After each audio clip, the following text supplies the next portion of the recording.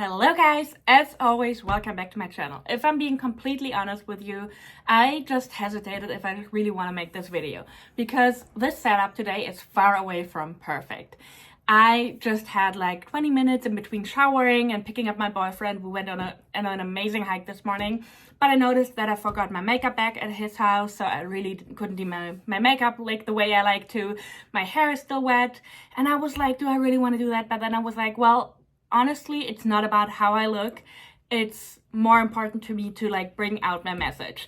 And this kind of goes along with what I want to talk about today. We're not going to talk about looks or anything like that, but we're going to talk about how your standards change. And for me, when I first started this channel a couple of months ago, I always wanted to make sure to like quote unquote perfect, which of course was never the case because it was never good enough for me.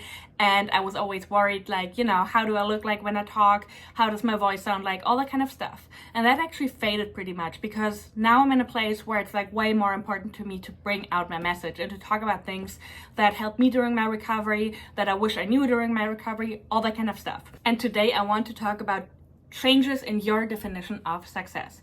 Because when I was in the depth of my eating disorder, success meant to me to walk as many steps as possible for a day, because if I walked more steps, I would calculate how many calories I burned, and then that meant I could eat a little bit more at night. It meant losing weight or maintaining a very unhealthy low weight. It meant people commenting on my body in a concerned way. It meant looking at pictures and seeing that I'm actually underweight. That was a feeling of success to me. Every night when I looked at my step counter and I saw I did this and that many steps, you know, I'm not going to talk about how many because we don't want to trigger anyone, but every night when I looked at it and I knew, okay, I finally am done with this day, I got my steps in, I got my jobs done, and I'm finally allowed to eat. That was a feeling of success to me. And then when I first started recovery, I felt like a failure because I knew I wanted to recover, but I also felt like I'm failing my eating disorder. Like I'm not walking as many steps. There were like a lot of days where I didn't walk at all. There were a lot of days where I lost track of the calories. I just couldn't count them anymore because I was like in extreme hunger. And I knew that it was good to not count them anymore, but my eating disorder was like, oh, you're not successful anymore. And then I was like depressed. And so I felt like a failure because my whole family was worried because I couldn't achieve the things I wanted to achieve that very year. So I felt like a failure. It didn't feel like a success.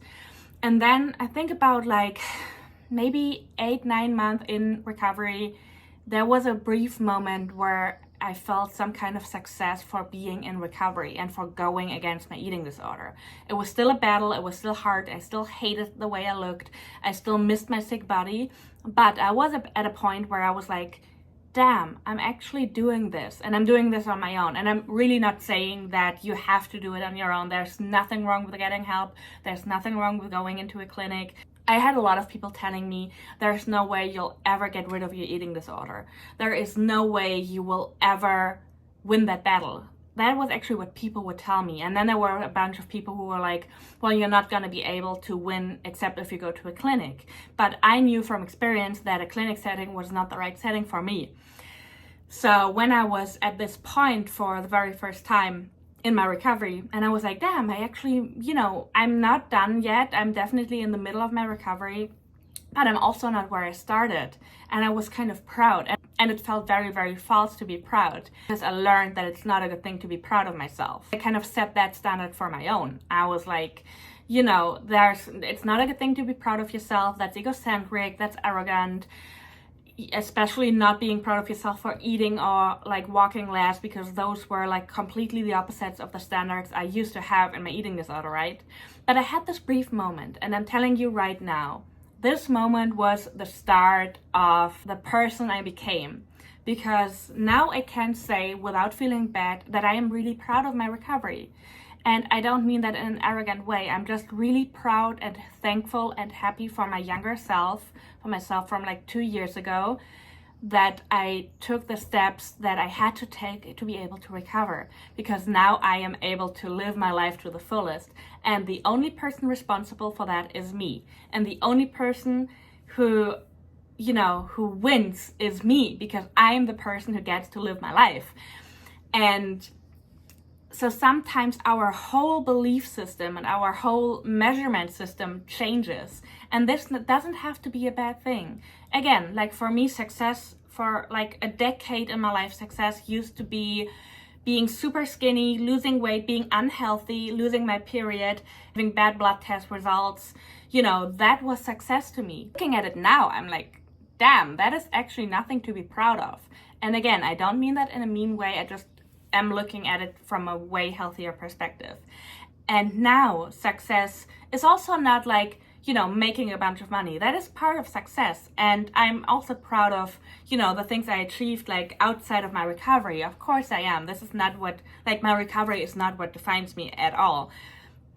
But my focus changed from this one thing, from my body and my steps and being sick, to all these things outside of recovery and outside of my body and my eating disorder. And yes, part of it is being proud of my recovery. But again, this is not what defines me.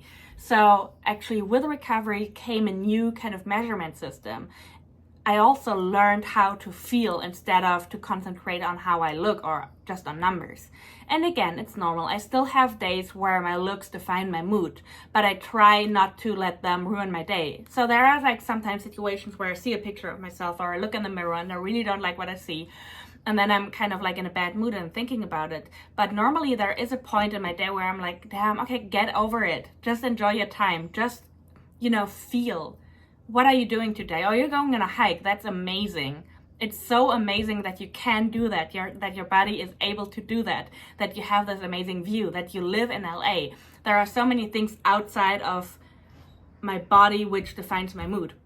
So again, I just want to point out that it is very, very normal to feel like you're not succeeding in recovery because your brain is still like so much in this old mindset of, oh, success is, and then all the disordered habits and disordered thoughts. And you're also not there yet where you're like proud of yourself because you still feel like a failure. So if you're in this space right now, just know that if you keep going, things will change. I promise you. I can tell you from my own experience. I can tell you from a lot of people that I talked about this topic. This part of recovery might actually be the worst because in the beginning of recovery, you're like super excited. I mean, most of the times, of course, I can't speak for everyone, but most people are super excited. They can finally eat, they can finally rest, and then they gain weight, and then they're like in this middle part where they're not really at a place where they can be proud of themselves and where they, they might still be struggling a lot, they might still be in pain, they might still have water retention, all that kind of stuff, but they're also not in the like super disordered mind anymore because they chose recovery. So this middle part is where a lot of people get stuck in quasi recovery. And quasi recovery, as you know, I talked about it in other videos I've done, quasi recovery is one of the worst things because this middle part doesn't make any part of you happy, and we want to get to the place where your happy and healthy part is the boss, basically. And in order to get there, it's just so important to keep going when you're in the middle of this part. And I promise you, you will come to a point where you will see your recovery as a success, where you will see eating as a success, where you will see resting as a success. You just have to keep going. And I know it's way easier said than done, but I just wanted to point that out because maybe this is the motivation you need today to keep going. So please do me a favor. I know it's hard. I know I mean, I don't know exactly how you feel because I'm not you, but I think I can imagine how you feel because I've been there. And I just know from experience, if we're looking at neurowiring, if we're looking at our body functions, if we're looking at how long the body actually needs to heal, how long the brain needs to rewire, if we're looking at those things, I can promise you that if you keep going, it will get better. So I really hope that helped you today. Let me know if you have any other questions as always, and I will see you in the next one.